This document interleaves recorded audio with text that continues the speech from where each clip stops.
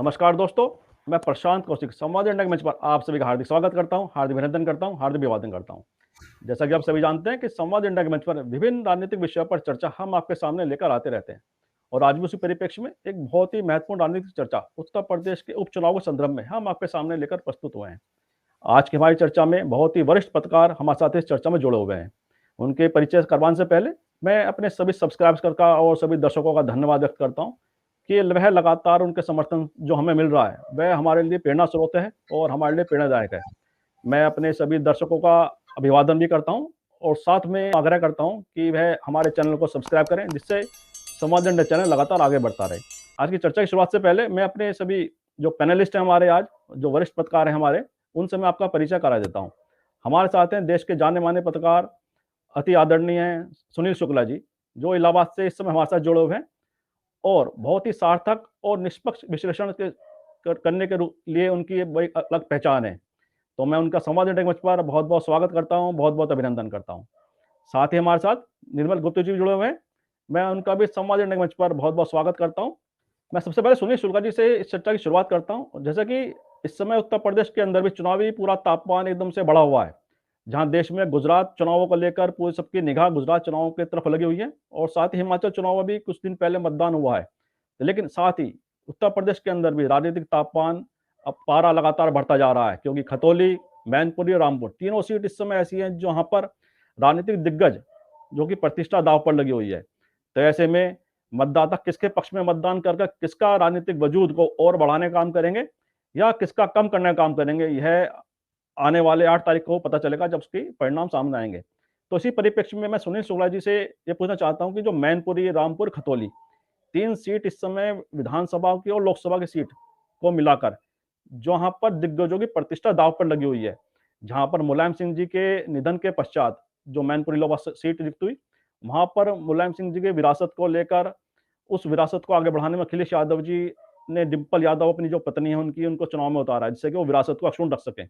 इसी प्रकार खतौली में अगर हम देखें तो चौधरी अजित सिंह की जो विरासत है, उसके बाद धवजबाग जो जैन चौधरी, वह भी खतौली सीट पर अपनी पूरी लोकदल की जो प्रतिष्ठा है, जो चौधरी चरण सिंह जी की विरासत की जो प्रतिष्ठा है, उसको बचाए रखने के लिए वह पूरा जोर इस समय लगा रहे हैं।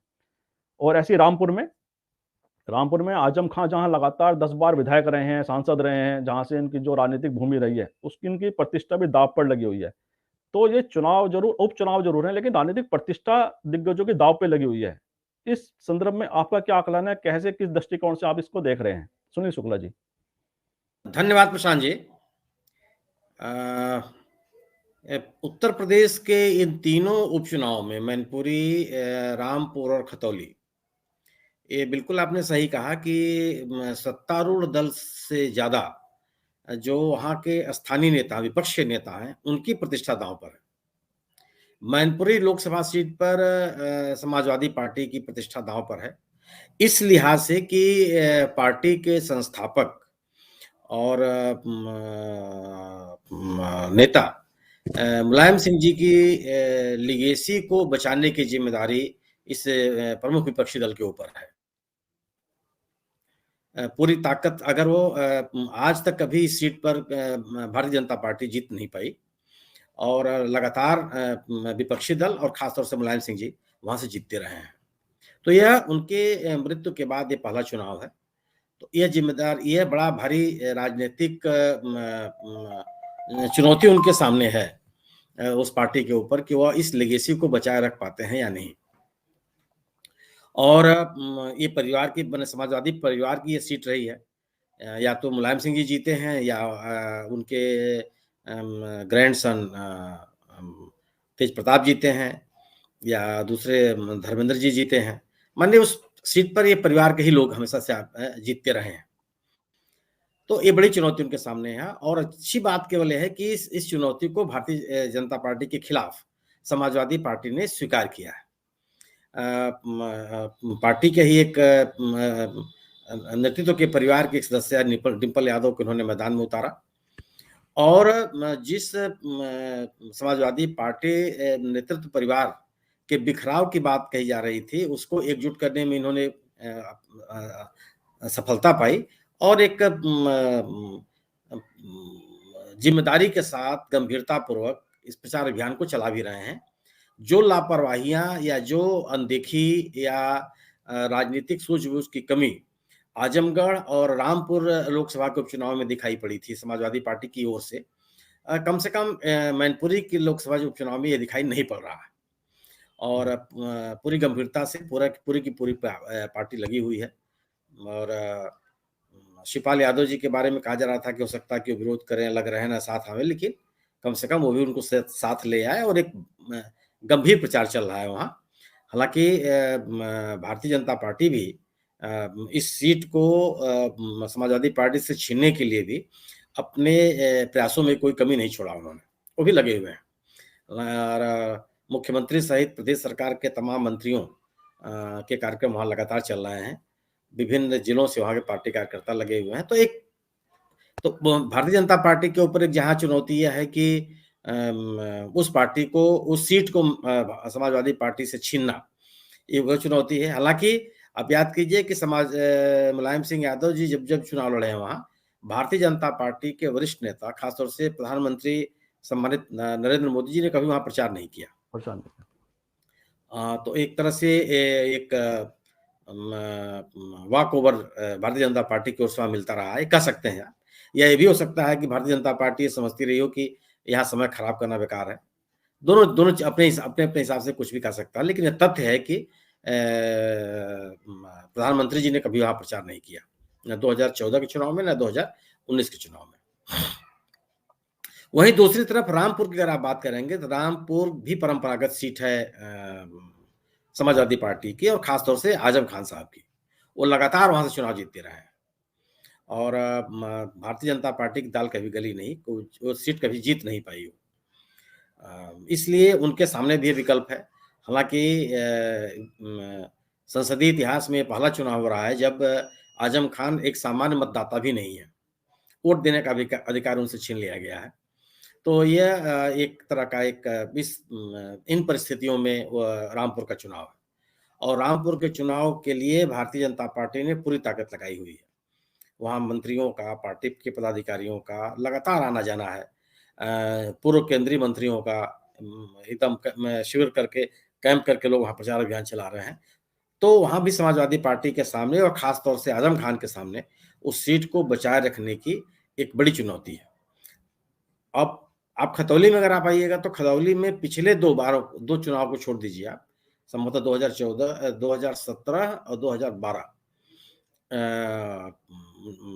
नहीं 2022 और 2017, इन दो चुनाव करके कभी वहां भारतीय जनता पार्टी चुनाव जीती नहीं है। खतौली सीट भी लगातार विपक्षी दलों के पास रही है, और खासतौर से चौधरी चरण सिंह की लेगेसी उस सीट पे रही। लेकिन उस सीट को 2017 में भारतीय जनता पार्टी ने लोकदल से छीन लिया था, और वो लगातार 2 चुनाव जीती है। तो राष्ट्रीय लोकदल के सामने जो आज का नया नेतृत्व है, चौधरी जयंत चौधरी के सामने चुनौती है कि वह इस सीट पर अपनी ताकत को बनाए रखें और वापस ले लें भारतीय जनता पार्टी से। और वहीं भारतीय जनता पार्टी के सामने ये चुनौती है कि वह इस सीट को पर अपना कब्जा बरकरार रखे, जन समर्थन को जो जन समर्थन इसे 2000 इस चुनाव में और उसके पहले वाले चुनाव में उसको हासिल हुआ था, वो उसको बरकरार रखे। और वो लगे भी हुए हैं, जो भी राजनीतिक तौर तरीके हो सकते हैं, जैसे कि खतौली में जिन सम्मानित विधायक जी की सदस्यता गई है हेट स्पीच के मामले में, उनकी पत्नी को मैदान में उतारा गया, और पार्टी के लोग लगातार वहाँ प्रचार भी कर रहे हैं। वहीं कि जैसे सहानुभूति का एक माहौल बने और भारतीय जनता पार्टी उस सीट पर अपना कब्जा बरकरार रखे। वहीं समाजवादी पार्टी ने गुर्जर मतदाताओं को अपने तरफ आकर्षित करने के लिए कि गुर्जर, जाट और अल्पसंख्यक, इन तीनों को मिला करके एक गठबंधन, एक सामाजिक समीकरण बने और भारतीय जनता पार्टी से राष्ट्रीय लोकदल समाजवादी पार्टी गठबंधन इस सीट को छीन सके। तो दोनों पक्षों के पक्ष विपक्ष दोनों के समक्ष इन तीनों सीटों पर बड़ी चुनौतियां हैं। तीनों विधानसभा क्षेत्रों में व्यापक प्रचार अभियान चल रहा है। हालांकि समाजवादी पार्टी की ओर से रामपुर में यह गंभीर आरोप लगाए गए हैं कि वहां प्रचार कार्य नहीं होने दिया जा रहा है। विपक्षी दलों के नेताओं और कार्यकर्ताओं का उत्पीड़न हो रहा है, तरह-तरह की धमकियाँ दी जा रही हैं, सरकारी मशीनरी का दुरुपयोग किया जा रहा है। इस तरह के आरोप समाजवादी पार्टी के नेता और निवर्तमान विधायक आजम खान ने स्वयं लगाया है। तो यह एक गंभीर विषय है। वस्तुस्थिति क्या है, चूँकि मैं गया नहीं हूँ, तो मैं नहीं कह सकता, वहाँ के स्थानीय लोग ही बता सकते हैं। लेकिन जो जिस तरह की खबरें आ रही हैं, वह लोकतांत्रिक मूल्यों की दृष्टि से ठीक नहीं है। यह एक स्वतंत्र और तटस्थ और पारदर्शी चुनाव की प्रक्रिया संचालित होनी चाहिए, लोगों का लोकतांत्रिक प्रक्रियाओं में विश्वास बनाए रखने के लिए। और ख़ास तौर से यह सरकार की ज़िम्मेदारी ज़्यादा बनती है कि वह इस व्यवस्था को बनाए रखें कि लोगों को अपने लोकतांत्रिक मूल्यों के प्रति आस्था बनी रहे और लोकतंत्र को मजबूत करने के लिए निर्वाचन की प्रक्रिया में जो लोगों की भागीदारी आवश्यक है, उसमें लोग बढ़-चढ़ के भाग लें। तो आने वाले दिनों में ये पता चलेगा कि क्या स्थिति बनती है, लेकिन निश्चित रूप से सत्तारूढ़ दल और मुख्य विपक्ष समाजवादी पार्टी और गठबंधन इन तीनों उपचुनावों में पूरे जी-जान से लगे हुए हैं, अपनी-अपनी ताकत को बचाए रखने के लिए और अपनी-अपनी ताकत को दिखाने के लिए। जी। ठीक कहा आपने कि दोनों ही पक्ष जो हैं, चाहे वो सत्ताधारी पार्टी हो, चाहे विपक्ष की जो मुख्य पार्टी समाजवादी पार्टी, सभी के लिए चुनाव प्रतिष्ठा का प्रश्न बन गया है और सभी अपने पूरे दम से चुनाव में अपने को आगे दिखाने की होड़ में इस समय लगे हुए हैं। इसी प्रश्न को लेकर मैं निर्मल जी के पास आता हूँ, तो निर्मल जी का बड़ा अनुभव है राजनीति को देखने का और समझने का और वह साहित्यकार भी हैं और व्यंग्यकार भी हैं। अपनी व्यंग्य की जो टिप्पणियाँ उनकी वह भी पूरी बहुत प्रसिद्ध हैं कि किस तरह से वह राजनीति को व्यंग्य के द्वारा व्यक्त करते हैं, किस तरह से उनको परिभाषित करते हैं। तो निर्मल जी सुनील जी को सुना कि उन्होंने बड़े विस्तार से राजनीति का खाका खींचा और वर्तमान की राजनीति को बताया किस तरह से इन तीनों उपचुनाव में किस तरह से राजनीति हो रही है। तो मेरा भी आपसे प्रश्न यही है कि वर्तमान की जो राजनीति है, जो उत्तर प्रदेश के उपचुनाव में देख रहे हैं, वहाँ पर बेशक 3 सीटों पे चुनाव है, उपचुनाव में बेशक, इस पे कोई बड़ा एकदम राजनीति का वर्तमान में कोई बदलाव नहीं होने का, लेकिन भविष्य की राजनीति को लेकर इसके द्वारा एक संकेत ज़रूर मिलेंगे कि किस तरह से मतदाताओं का एक कहीं न कहीं बदलाव के दौर पे है या वर्तमान की स्थिति को वो जस का तस ग्रहण कर रहे हैं मतदाता। आपका क्या सोचना है इस बारे में, निर्मल जी? देखिए, ये शुक्ला जी को मैं बड़े ध्यान से सुन रहा था और सत्य हिंदी पे भी इनको मैं सुनता रहता हूँ और एक तरह से कह सकते हैं कि मैं इनका मूक प्रशंसक भी हूँ, क्योंकि डायरेक्ट कम्युनिकेट करने का तो साधन है नहीं मेरे पास, पर इनको मैं सुनता हूँ और काफी गंभीरता से इन्होंने काफी बढ़िया बातें कही। देखिए, ये उपचुनाव जो होता है हमेशा ये सत्ता को इस पे एक एज होती है, क्योंकि ये जो ब्यूरोक्रेसी होती है ये कभी भी किसी दल की लॉयल नहीं होती। जो सत्ता में होता है वो सत्ता के साथ होती है हमेशा, और सत्ता तो ये इनके प्रकरण जो, और वैसे भी जो इस समय सरकार जिस पार्टी की है, वो लोग तो हर हालत में उनकी मशीनरी भी इतनी स्ट्रांग है और उनकी जो काम करने का तरीका भी इस तरह से, वो चाहते हैं कि किसी भी तरह से वो सत्ता में बने रहें।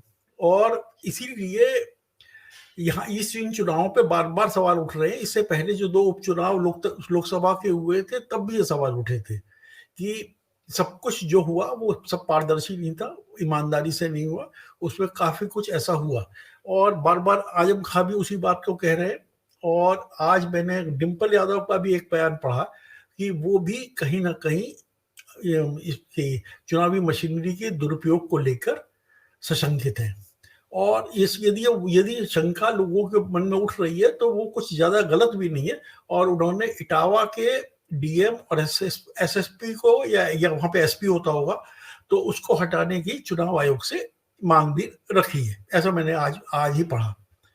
तो यहाँ जो खास तौर से खतौली में ये पहले वाले जो विक्रम सैनी थे वो हटा दिए गए हेट स्पीच में। उनकी पत्नी चुनाव में है, पत्नी एक उम्मीदवार के रूप में सामने है। तो इस पर गड़बड़ सबसे बड़ी ये करी है इसमें लोकदल ने जो गुजर के तौर पे जिसको चुना है वो एक ज्ञात बाहुबली है। इसमें कहीं किसी शंका और संदेह की जरूरत नहीं है। इसलिए मुझे ये कहने में बिल्कुल जरा भी शक नहीं है कि एक बाहुबली को विधानसभा में इन्होंने आगे लाकर अपनी छवि को अच्छा करने का काम नहीं करा, और ये मैं इनकी बहुत बड़ी राजनीतिक भूल मानता हूं। और यदि वहां पर सब लोकदल सारे समीकरण उनके हक में होने के बावजूद हारती है तो उसकी एकमात्र वजह मदन भैया का उम्मीदवार होना होगा। और अब यहाँ पर अब बात आ गई रामपुर की और मैनपुरी की। रामपुर और मैनपुरी दोनों ही जगहों पे यदि चुनाव मशीनरी सही रही, कहीं कोई बहुत बड़ी गड़बड़ नहीं हुई, या किसी ने कोई एन वक्त पे किसी नेता ने, विपक्षी दलों के नेता ने उल्टा सीधा बयान ना दिया, तो इन दोनों में कोई बवाल नहीं होने जा रहा है। यहाँ से सपा का जो उम्मीदवार है आसिम रजा रामपुर से, वही जीतने वाला है। और डिम्पल यादव का हारना भी कहीं तक कार्ड में नहीं है। हालांकि बहुत से लोग इस बात को कह रहे हैं कि डिम्पल यादव वहां हार रही है। डिम्पल यादव हारेंगे नहीं, वहां पर ये मुलायम सिंह को लेकर लोगों के मन में पर्याप्त भावुकता आज भी बरकरार है। तो मेरे ख्याल से ये उपचुनाव कोई बहुत एक टोकन है एक तरह से। तो और ये भी देखने में आएगा कि हमारी जो चुनावी मशीनरी है वो कितनी पाक साफ तरीके से काम करती है। अब इस समय सुप्रीम कोर्ट भी चुनाव आयोग की भूमिका को लेके कुछ थोड़े बहुत सवाल तो उठा रहा है। अब देखिए आगे आगे क्या होता है। जी जी जी जी, आपने बड़े संकेतों में बड़ी सारी बातों को एकदम कहने की कोशिश की। और वास्तव में चुनाव आयोग और सुप्रीम कोर्ट ने भी काफी सारी चीजें देख रहा, सुप्रीम कोर्ट भी, और उसके जो सुप्रीम कोर्ट ने भी संकेत दिए हैं बहुत सारी चीजों को लेकर। तो मैं शुक्ला जी के पास आता हूँ। जैसे कि आजम खान का जी का नाम लिया निर्मल जी ने, और मैं भी सुन रहा था कि आजम खान ने कल बड़ी भावुक स्पीच दी है वहाँ पर, वहाँ के मतदाताओं के सामने बड़ा भावुक तरीके से उन्होंने बोला है, और उनकी आंखों से आंसू भी निकले हैं वहाँ पर। तो ये सब जो भावुकता का जो पुट है चुनाव के अंदर, और ऐसी मैनपुरी में भी मुलायम सिंह जी की याद को लेकर, उनकी स्मृति को लेकर पूरा एक भावनात्मक माहौल वहाँ मैनपुरी में भी देखा जा रहा है। जो उनके समर्थक मतदाता हैं उनके अंदर बड़ा भावनात्मक एक इशू है ये कि मुलायम सिंह जी की जो विरासत है उसको अक्षुण्ण रखने के लिए हमें डिम्पल यादव को जिताना है। और वहीं खतौली में भी कहीं ना कहीं भावनात्मक एक पुट है कि चरण सिंह जी की, चौधरी साहब की विरासत है, उसको आगे बढ़ाए रखने के लिए जयंत चौधरी के हाथ मजबूत करने हैं। और वहीं विक्रम सैनी की पत्नी को वहां टिकट दिया गया बीजेपी के द्वारा। तो इन चुनाव में देखा भावनात्मक पुट का ज्यादा समावेश है राजनीतिक मुद्दों की बनिस्पत। तो यह आप किस दृष्टिकोण से इसको देखते हैं? प्रशांत जी, भावनाओं को उभारने के लिए तो ये राजनीतिक पार्टियां जानी ही जाती हैं। ये जिन राज्यों में भारतीय जनता पार्टी का शासन 20 साल 25 साल से है, और आज जहां चुनाव चल रहा है वहां भी केवल भावनाओं की बात की जा रही है, गवर्नेंस की बात कोई नहीं कर रहा है। हमने 25 सालों में कौन कौन सी उपलब्धियां हासिल की, विकास के कौन कौन से नए प्रतिमान हमने गढ़े, कौन कौन सी ऊंचाइयां हमने पार की, इसकी कोई बात नहीं कर रहा है। यह भी नहीं कर रहा है कि जो लोगों के सामने मुद्दे हैं, महंगाई का मुद्दा है, बेरोजगारी का मुद्दा है, सस्ती शिक्षा का मुद्दा है, बेहतर स्वास्थ्य का मुद्दा है, आधारभूत संरचनाओं के विकास का मुद्दा है, किसी की बात कोई नहीं कर रहा है। सब केवल भावनाओं की बात कर रहा है कि 2002 में हमने क्या कर दिया, हमने किस तरीके से असामाजिक तत्वों को ठिकाने लगा दिया, और केवल हम ये कर सकते, मतलब इस केवल और केवल भावनाओं की बात हो रही है। तो ये तो इससे तो भारतीय राजनीति को बचा पाना बड़ा मुश्किल होता जा रहा है, क्योंकि जिन राजनीतिक दलों के ऊपर इसकी जिम्मेदारी है कि वह राजनीतिक मुद्दों पे बात करें, अपने विचार पे बात करें, अपनी योजनाओं पे बात करें, अपने कार्यक्रमों पे बात करें, लोगों को अपने गवर्नेंस की बात करें कि अगर हम सत्ता में आए तो हम क्या देंगे, किस तरीके से व्यवस्था में सुधार करेंगे, इसकी बात तो कोई कर नहीं रहा है। और इस तरह की बातें कही जाती हैं जिससे कि लोगों की भावनाएं भड़के। तो और मैनपुरी में अगर मुलायम सिंह जी के प्रति लोगों से श्रद्धांजलि अर्पित करने की बात कही जा रही है, तो कम से कम उतनी गंभीर बात नहीं है जितने अगर उनसे अन्य तरह की भावनाएं अगर उभारने की बात की जाए।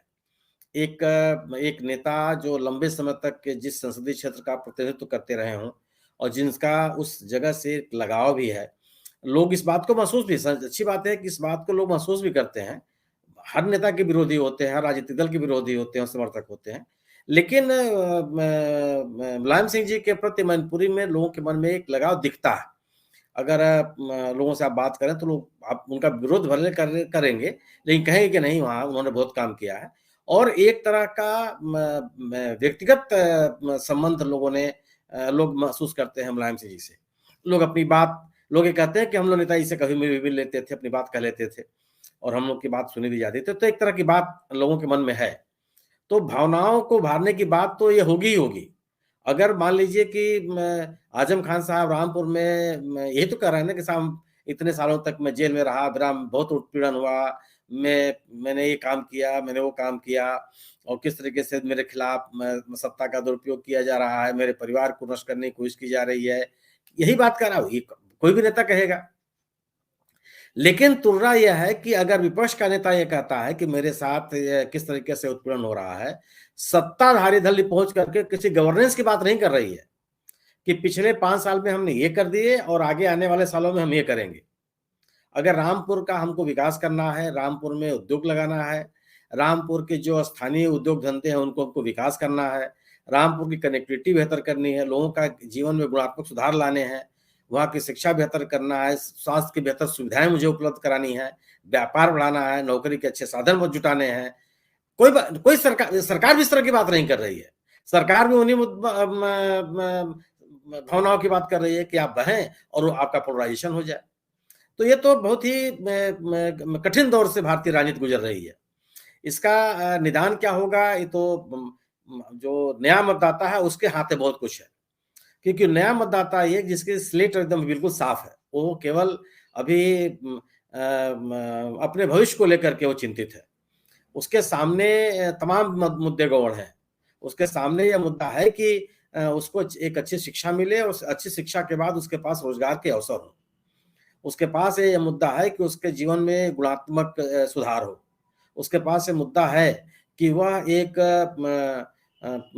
उसके पास क्रय शक्ति बेहतर हो, उसको दैनिक जीवन की सुविधाएं बेहतर तरीके से हासिल हो और हैसल फ्री तरीके से वो हासिल हो और एक सुरक्षित वातावरण में अपने आप वो रख सके, पढ़ाई लिखाई कर सके, अपने माता पिता को एक सामाजिक सुरक्षा दे सके। ये नए मतदाताओं के सामने इस तरह की चुनौतियां तो जरूर हैं। हम और आप तो तमाम तरह की चीजों को देखे हैं और तमाम तरह हमारे आपके पास तमाम रिजर्वेशंस हैं, लेकिन मैं नए मतदाताओं के पास मैं समझता हूं कि उनके हाथ में बहुत कुछ है कि वो इस जो ये राजनीति चल रही है उस राजनीति में कितना वो सुधार ला सकते हैं। कि भाई आप ये बताइए कि पिछले चुनाव में आपने अपने घोषणा पत्र में जो बातें कही थी उसको आपने कितना लागू किया और नए घोषणा पत्र में पुरानी चीजों का कितना रिपीटिशन है। इसकी बात वो नया मतदाता बहुत मजबूती के साथ कर सकता है। वो लोग भी कर सकते हैं जो वंचित लोग हैं। जैसे निर्मल जी ने बड़े साफगोई के साथ कहा कि एक बाहुबली को ला करके राष्ट्रीय लोकदल ने अच्छा काम नहीं किया और अच्छा संदेश नहीं दिया। इस तरह की साफगोई पूरे समाज में आनी चाहिए कि अगर कोई राजनीतिक दल इस तरह के तौर तरीके अपनाता है, ऐसे तत्वों को प्रोत्साहन देता है जो राजनीति में दीर्घकालिक दृष्टि से नुकसानदेह है, वह एक बेहतर राजनीति को प्रभावित करते हैं, नकारात्मक रूप से प्रभावित करते हैं और अच्छी राजनीति को हाशिए पर डालते हैं। इसके खिलाफ अगर लोग बोलने लगे तो ये बड़ी भारी उपलब्धि होगी और इसी के आधार पर ही आप इन चीजों को रोक सकते हैं। तो आप इन उपचुनाव में भावनात्मक बातों से बच नहीं सकते, क्योंकि भावनात्मक बातें दोनों जीत के दावेदार जो दोनों राजनीतिक दल हैं और गठबंधन है, उनके सामने यह एक बड़ा प्लस पॉइंट है। तो वह इसको आसानी से छोड़ेंगे नहीं वो, लेकिन किसी का लॉजिकल है और किसी का लॉजिकल नहीं है। सत्तारूढ़ दल का संवेदनाओं के साथ खेलना, भावनाओं के साथ खेलना तर्कसंगत नहीं कहा जा सकता, क्योंकि 5 साल तक सत्ता में रहने के बाद आप दोबारा लोगों से वोट मांगने जा रहे हैं। तो आपको कम से कम ये बताना चाहिए कि 5 साल में जब हम सत्ता में से हैं, लगातार हैं, तो हमने ये किया है आपके इलाके के लिए और ये हम और करेंगे। हमारा ये काम अधूरा रह गया है, इसको हमें पूरा करना है, आप हमें जनादेश दीजिए और आप हमको जनादेश देंगे तो हमको ताकत मिलेगी और हमको आपके हित में शुरू किए गए कार्यक्रमों को लागू करने में सुविधा मिलेगी। लेकिन अगर सत्तारूढ़ दल भी भावनाओं की बात करता है, तब तो ये कह सकते हैं कि अभी हम लोगों को इंतजार करना पड़ेगा एक गुणात्मक राजनीति देखने के लिए। तो भावनाओं से तो बच नहीं पाएगा ये उपचुनाव। असर कितना पड़ेगा ये तो आने वाला दिन बताएगा। जी प्रशांत जी। बिल्कुल ठीक कहा आपने कि आने वाला समय बताएगा कितना इसका प्रभाव कितना किस स्तर से पड़ता है और निर्मल जी, जैसे कि सुनील जी ने भी बड़ा विस्तार से आपकी बात को आगे बढ़ाते उन्होंने कई सारी बातें जोड़ी। लेकिन मैं आपसे ये पूछता हूँ, कल आपने देखा होगा मेरठ में उत्तर प्रदेश भाजपा के प्रदेश अध्यक्ष आए हुए थे और उन्होंने लोकदल के कई वरिष्ठ लोगों को कल बीजेपी ज्वाइन करवाई। और वो नाम ऐसे थे जैसे सुदेश शर्मा, जो पूर्व विधायक रहे हैं मोदी नगर से, जिनका मोदी नगर के आसपास की राजनीति में बड़ा योगदान रहा है, बड़ा महत्व रहा है। और साथ ही जो उनके लोकदल के क्षेत्रीय अध्यक्ष रहे हैं चौधरी जसवीर सिंह, उन्होंने भी कल भाजपा ज्वाइन की। तो ऐसे जो बड़े नाम थे लोकदल की राजनीति के, जो लोकदल की राजनीति को कहीं ना कहीं आगे बढ़ाने में उनका बड़ा एक काम रहा है, तो ऐसे में जब लोकदल के बड़े नेताओं को भाजपा में ज्वाइन करवाया जाता है, और वहीं अगर हम देखें मैनपुरी में जो परिवार बिखराव की बात थी समाजवादी पार्टी के, वहां पे अखिलेश यादव ने शिवपाल यादव को साथ में लेकर एक परिवार की एकजुटता का प्रदर्शन किया है।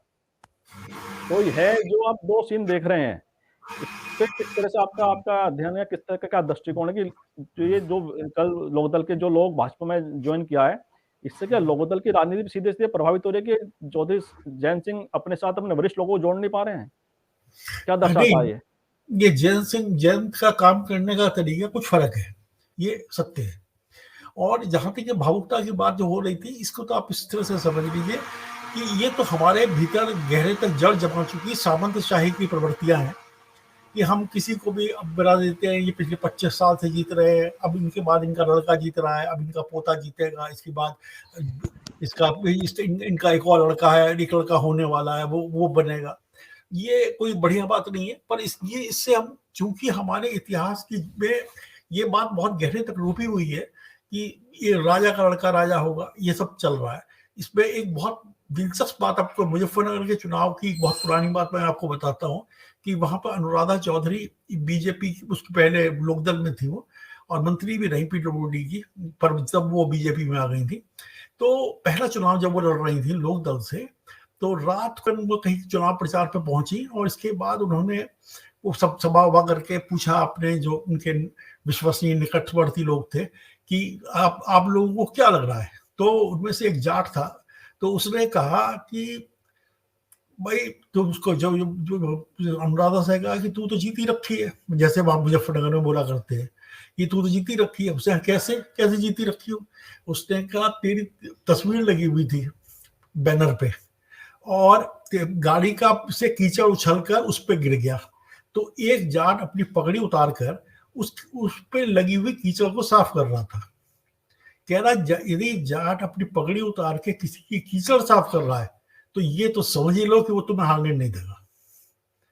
तो ये तो हमारे जाटों की भावुकता का लेवल है, ये बिल्कुल सत्य है। ऐसी मैं चूंकि मुजफ्फरनगर से हम लोग, तो आपको पता है मेरठ के हैं और मुजफ्फरनगर आसपास के सब लोग हैं, यहाँ की मानसिकता को खूब अच्छे से समझते हैं।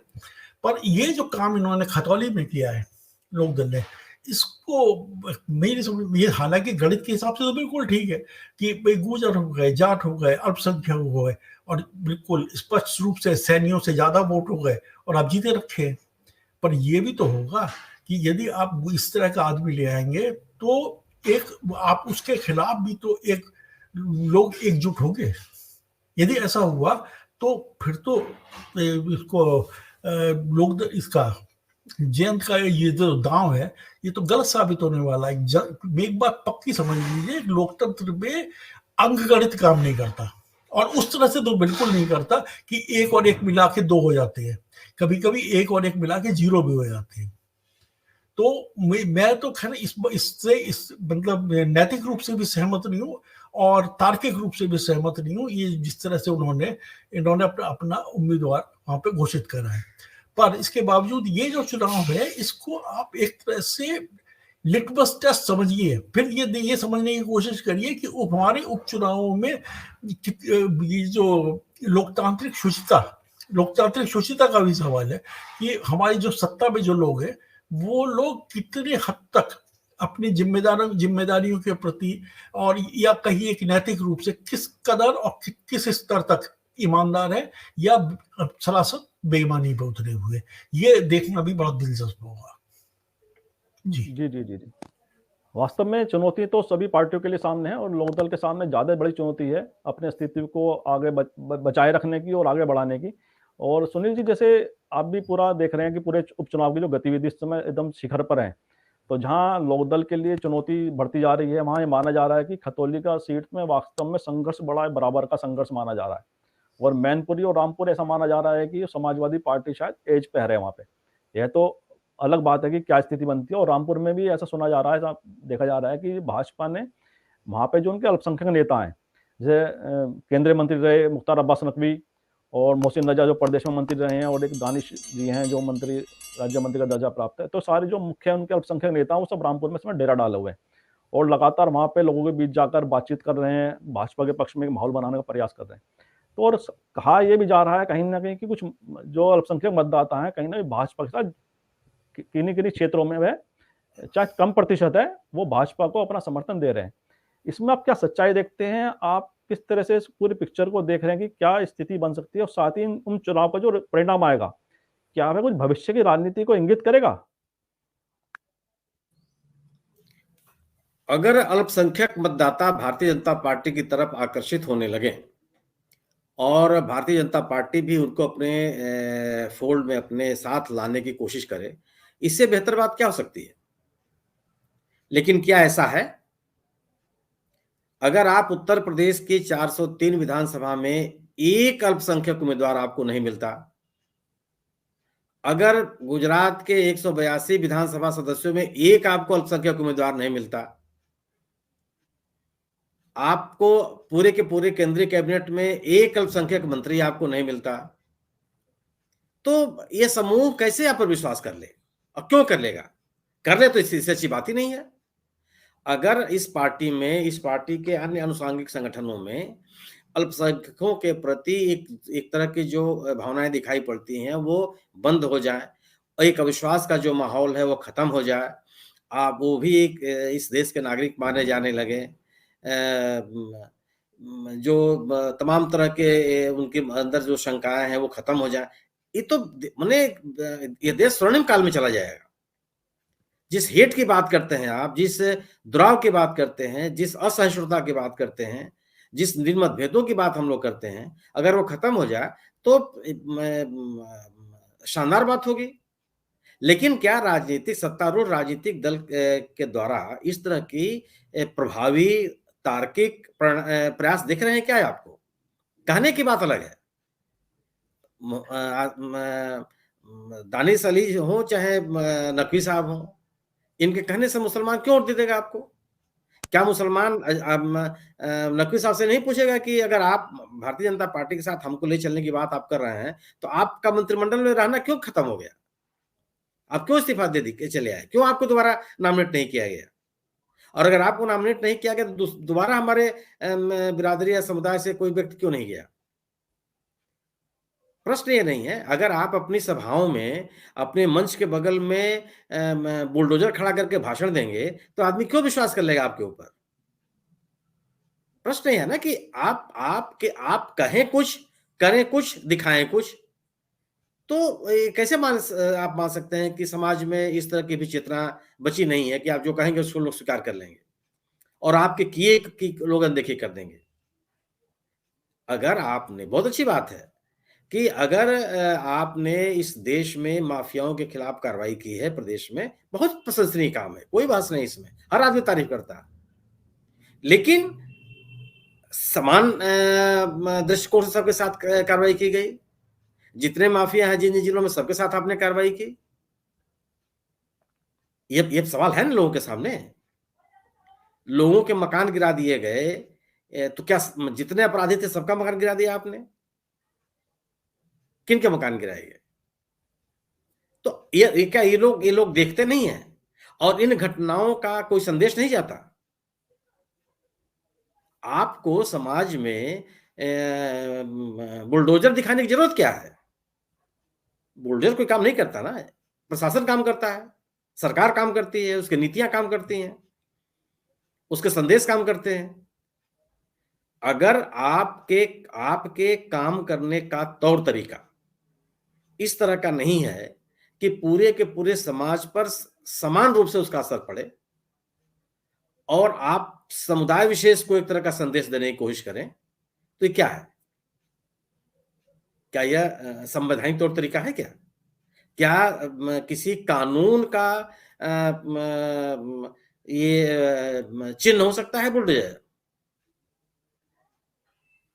आपने कहीं देखा है समाज में ऐसा होते हुए? किसको बताना चाहते हैं आप? क्या फांसी की सजा के लिए जगह-जगह फांसी के फंदे लटकाए जाते हैं? ऐसा तो होता नहीं, समाज में तो हमने कभी देखा नहीं।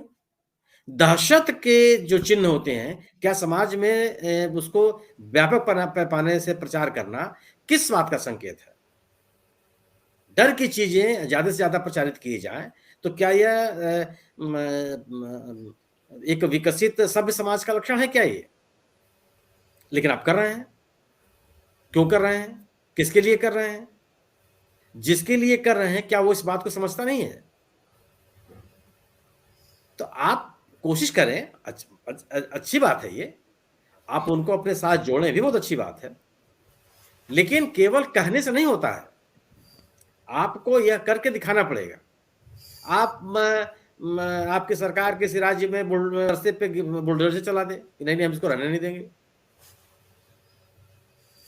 आप तो एक माने लोग तब इन तरह की घटनाओं से कुछ ना कुछ संदेश तो पाते ही है ना।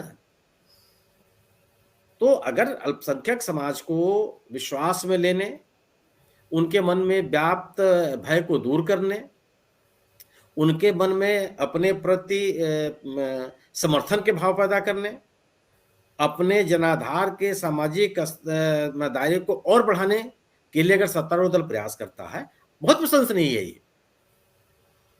लेकिन केवल दिखावे के लिए हो, केवल कहने के लिए हो, तो ये बहुत घातक है। तो मुझे नहीं लगता कि लोग जो इनके राजनीतिक प्रयास हैं, जो इनके राजनीतिक भाषण हैं, वो उसका बहुत सकारात्मक या मात्रात्मक असर पड़ेगा। बड़ी संख्या में लोग इनके साथ जुड़ने लगे। अभी तो नहीं दिख रहा। आने वाले दिनों में लोग ये मान जाए, ये स्वीकार कर लें, तो ये हो सकता है। लेकिन जो आपके आप सत्तारूढ़ दल क्या कहता है कि हम अपने कार्यक्रमों और नीतियों में भेदभाव नहीं करते हैं। सरकार नहीं करती है, सरकार कर नहीं सकती, क्योंकि उसके लिए कानून बने हैं, नियम बने हैं। सरकार की योजनाएं भेदभाव तरीके से आप लागू नहीं कर सकते हैं, सच बात है। लेकिन आप नहीं करते, मतलब आपका राजनीतिक दल किस तरह का व्यवहार करता है, महत्वपूर्ण है। आपका राजनीतिक दल, जिस राजनीतिक दल में आप सर्वे सर्वा हैं, आप निर्णय लेते हैं, उसके लिए आप अपनी व्यवस्था बनाते हैं, उसमें अल्पसंख्यकों के लिए क्या करते हैं आप? अगर केंद्र सरकार में कोई अल्पसंख्यक मंत्री नहीं है, तो यह भारतीय जनता पार्टी का निर्णय है, यह भारत सरकार का निर्णय नहीं है। अगर उत्तर प्रदेश सरकार में उत्तर प्रदेश विधानसभा के चुनाव में भारतीय जनता पार्टी अल्पसंख्यक व्यक्ति को उम्मीदवार नहीं बनाती, तो यह भारतीय जनता पार्टी करती है, उत्तर प्रदेश सरकार नहीं करती। तो राजनीतिक दल और सरकार के बीच में एक अंतर तो करना ही पड़ेगा ना। तो आपका यह दावा कि मैं अपने कार्यक्रमों को लागू करने में किसी तरह के धार्मिक आधार पर, भाषा के आधार पर, क्षेत्र के आधार पर, लिंग के आधार पर हम भेदभाव नहीं करते, कर भी नहीं सकते हैं आप, क्योंकि सरकारी व्यवस्थाएं, सरकारी कानून, संविधान इस बात की अनुमति नहीं देता। आप अपनी बात बताइए कि एक राजनीतिक दल के रूप में आप भेदभाव करते हैं कि नहीं करते हैं? सबके प्रति आपका समान रवैया है कि नहीं है? जब आप कोई निर्णय लेते हैं, बुलडोजर चलाने का निर्णय लेते हैं, तो आप सबके साथ समान व्यवहार करते हैं कि भेदभाव करते हैं? ये तो आप बताएंगे ना। और इन कार्रवाइयों का ही समाज में संदेश जाता है। तो क्या आज भारतीय जनता पार्टी का, सत्तारूढ़ दल का तौर तरीका, काम करने का ढंग इस तरह का हो गया है कि अल्पसंख्यक मतदाता इन पे विश्वास कर लेगा, उनके साथ जुड़ जाएगा? अगर जुड़ जाए तो बहुत अच्छी बात है, लेकिन ऐसा होता दिखता नहीं है। यह स्थिति रामपुर में भी है, यह स्थिति खतौली में भी है, यह स्थिति मैनपुरी में भी है। जो जानकार लोग बताते हैं कि ये हालात यही हैं। अभी अगर ये स्थिति होती तो रामपुर में आज तक भारतीय जनता पार्टी नहीं जीती है। आकाश सक्सेना साहब एकदम युद्ध छुड़े हुए हैं आजम खान के खिलाफ। ठीक भी है, किसी के भ्रष्टाचार को बढ़ावा नहीं दिया जाना चाहिए, उसकी अनुमति नहीं होनी चाहिए। किसी को भी एकदम अराजक तरीके से काम करने की इजाजत नहीं। अगर उसने कोई इस तरह गड़बड़ियां की हैं तो चीजें सामने आनी चाहिए, खासतौर से एक राजनीतिक नेता, क्योंकि लोग उसको आदर्श मानते हैं, उससे प्रेरणा लेते हैं। लेकिन राजनीतिक तौर पे आप कितने मजबूत हुए हैं, ये तो अभी तक तो नहीं लगा, आने वाले दिन बताएंगे कितने मजबूत हो पाए आप। जी प्रशांत जी। जी जी, कार्यक्रम के अंतिम पड़ाव में है। मैं निर्मल जी के पास जाने से पहले एक प्रश्न और आपसे लेता हूँ शुक्ला जी, कि जो वर्तमान की जो राजनीतिक उपचुनाव की है, और आपने बड़े विस्तृत विश्लेषण किया इसका, मैं कहता हूँ जो परिणाम आएंगे, क्या इसके कुछ प्रदेश की या देश की राजनीति को कुछ इंगित कर सकते हैं ये परिणाम? नहीं, अगर विपक्षी दल चुनाव जीतते हैं तो ये जाएगा, ये संदेश जाएगा कि लोग अपने लोकतंत्र को मजबूत रखने के लिए संकल्पबद्ध हैं और मजबूत विपक्ष देखना चाहते हैं। और ये जाएगा कि जो विपक्षी दल हैं वह अपने मतदाताओं के बीच में अपने विश्वास को बनाए रखने में सफल हुए हैं। ये बिल्कुल संदेश जाएगा, और ये आगे आने वाले दिनों की जो राजनीति होगी उस पर इसका असर पड़ेगा। भारतीय जनता पार्टी चुनाव जीतती है तो वह इस बात का संदेश जाएगा कि विपक्षी दल अपने लोगों का विश्वास खोते जा रहे हैं, जो बात वो कह रहे हैं उनके प्रति लोगों को हजम नहीं हो रही है, वो सरकार के कार्यक्रमों से संतुष्ट है, जो सरकार कह रही है उस पर विश्वास कर रहे हैं। बिल्कुल संदेश इसका जाएगा। और अगर चुनाव कराने में कुछ गड़बड़ियां हुई, इसका भी संदेश जाएगा। अगर चुनाव आप सब ईमानदारी से साफ गोई से नहीं कराते हैं, उसमें तरह तरह की गड़बड़ियां और शिकायतें आती हैं, इसका भी संदेश जाएगा कि इन प्रकार सत्तारूढ़ दल सत्ता में बना रहना चाहता है, वो चुनाव की प्रक्रिया के साथ भी तमाशा कर सकता है। ये तमाम किसी भी चुनाव से कोई ना कोई संदेश तो जाता ही है, उससे आप बच नहीं सकते हैं आप। जी जी जी बिल्कुल सही कहा आपने कि चुनाव का परिणाम संकेत तो जाता ही है। और कार्यक्रम के अंतिम पड़ाव पे मैं आता हूँ निर्मल जी से, जैसा कि आपने पूरा सुनील शुक्ला जी ने किस तरह से पूरे परिस्थितियों का विश्लेषण किया और राजनीति को भी बताया किस दिशा में राजनीति जा सकती है, क्या उसमें संभावनाएं हैं। तो निर्मल जी, आपका क्या आकलन है कि जो प्रदेश की राजनीति है, जैसे मैंने शुक्ला जी से पूछा था कि क्या इसके कोई राजनीतिक संकेत हो सकते हैं भविष्य की राजनीति के लिए, विपक्षी दलों की राजनीति के लिए खासतौर से, और जो रामपुर में, मैनपुरी में, खतौली में जो राजनीतिक समीकरण बनाने की कोशिशें राजनीतिक दलों के द्वारा की जा रही हैं, उसको आप किस तरह से देखते हैं? क्या निष्कर्ष है पूरी चर्चा का? एक देखिए, पहली बात तो यह है कि कोई इसको जो है समग्र रूप से देखा जाए तो कोई बहुत बड़ा पैगाम या कोई बहुत बड़ा संदेश सामने नहीं आने वाला है। और अभी भी हमारी राजनीतिक परिदृश्य पे देखें तो एक भारी बिखराव है। बिखराव ऐसे है, एक कांग्रेस ही एक ऐसी पार्टी है जिसे हम पैन इंडिया पार्टी कह सकते हैं। अभी उसका कोई सही स्वरूप या सही ढांचा उभर के कहीं दूर दूर तक सामने नहीं आया है। अब ये जो राहुल जी यात्रा कर रहे हैं, इससे कुछ बात निकलेगी तो निकलेगी। फिलहाल जो आज की स्थिति में, आज जिस तारीख में हम बात कर रहे हैं, अभी तक तो ऐसा कुछ नहीं है। तो इसको तो फिलहाल कोई बहुत बड़े, यदि तीनों ही सीटें मान लीजिए विपक्ष जीत भी जाता है, तो इसको आप ये सोच के नहीं खुश हो सकते कि जनता ने अपनी बाहें चढ़ा ली है और सरकार के खिलाफ उठ खड़ी हुई है। इससे कोई, और दूसरी बात यह है कि ऐसा होने भी नहीं जा रहा, क्योंकि ये समझ लीजिए, ये हो सकता है मेरी आशंका बिल्कुल निर्मूल हो, पर जो मेरा तजुर्बा कहता है, जो मेरा प्रैक्टिकल एक्सपीरियंस है, उसके हिसाब से किसी भी हालत में सरकार इन तीनों सीटों को अपने हाथ से जाने नहीं देगी। अब उसके लिए वो क्या करेगी, कैसे करेगी, इस पे ज्यादा विवरण में, इसके विस्तार में ज्यादा जाने की जरूरत नहीं है। और रही बात कि अभी जो आप रामपुर में कह रहे थे कि अल्पसंख्यक एक वो हो रहे हैं, एकजुट हो रहे हैं, ये वो अल्पसंख्यक जो है बीजेपी के साथ जा रहे हैं, तो आप इसको ऐसा समझ लीजिए कि ये असंभव है, ऐसा होने वाला नहीं है। क्योंकि हम भी इसी दुनिया में रहते हैं और मेरठ जैसे शहर में रहते हैं और यहीं पैदा हुए हैं, और सैकड़ों दंगे और सारी चीजें अपनी आंखों के सामने से होते हुए देख चुके हैं। तो ऐसा कुछ होने नहीं जा रहा है किसी भी हालत में। अल्पसंख्यकों में सीधा सीधा हम कहें मुसलमान, ये बीजेपी को कहीं से कहीं तक वोट देने नहीं जा रहे हैं। और यदि कोई कह भी रहा है तो वो भयवश कह रहा है या लोभवश कह रहा है या किसी और वजह से कह रहा होगा, पर ऐसा होने कुछ भी होने वाला नहीं है। शुक्ला जी ने लगभग सारी बातें कह दी और मेरे मन की तो लगभग ही सारी ही बातें कह दी, क्योंकि इन चुनावों को लेकर यही सब बातें जो हमें दिखाई दे रही है वो यही है कि ये चुनाव प्रतीकात्मक है, और इसमें एक तरह से समझ लीजिए इसे मैच से पहले की नेट प्रैक्टिस समझ लीजिए, वो भी बहुत छोटे स्तर की, क्लब स्तर की, बस, इससे अधिक कुछ नहीं।